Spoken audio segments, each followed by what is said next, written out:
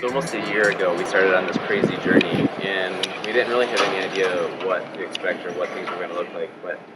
as we look back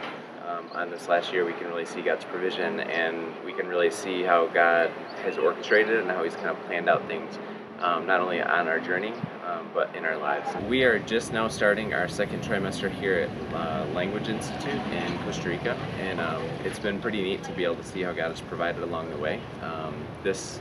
Language Institute has a great heritage and legacy of being able to train up missionaries to do work in Spanish-speaking countries, and so we're excited to be able to experience and be able to live in that legacy. One of the things that we wanted to be able to share with you are some of the God sightings, some of the ways that God has really used this time to refresh us and to teach us about who He is. So as we've come to language school here in Costa Rica, we've met so many people, and I think one of the ways that God has just answered a huge prayer in our own lives is to be able to help us meet a whole group of people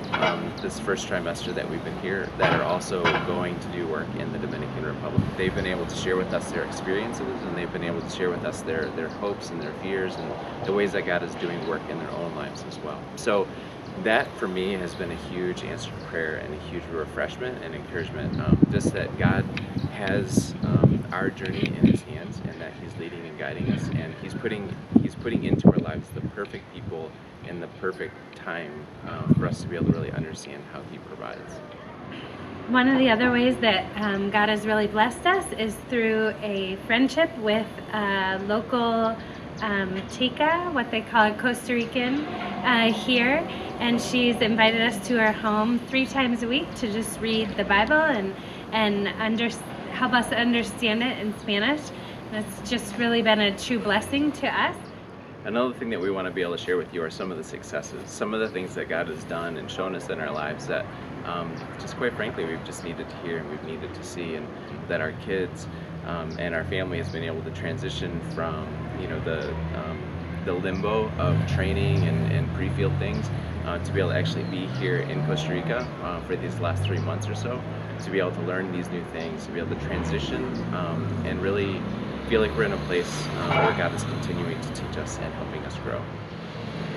So what are some of the challenges we've experienced and that we're facing? One of the biggest challenges is being able to help our kids adjust and our kids to transition into a new culture, into a new language. And so as we've kind of been walking through the process with them, we've had a lot of opportunities to honestly just kind of cry together and to be overwhelmed together, and all of those things that go along with learning a new culture. And when you don't speak well, when you don't speak the language, so when you get on the bus, when you get into a taxi cab, when you go to a store to just do simple things, it can be really challenging. And some days, the most simple thing that should only take a couple of minutes, or that you're used to only taking a few minutes,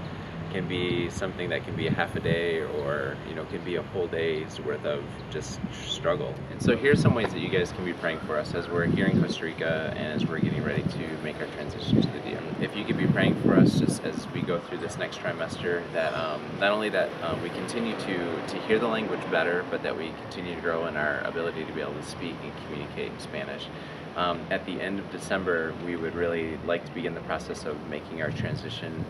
away from Costa Rica into the Dominican Republic. And so as we're looking ahead to that, you would continue to pray that God would just continue to orchestrate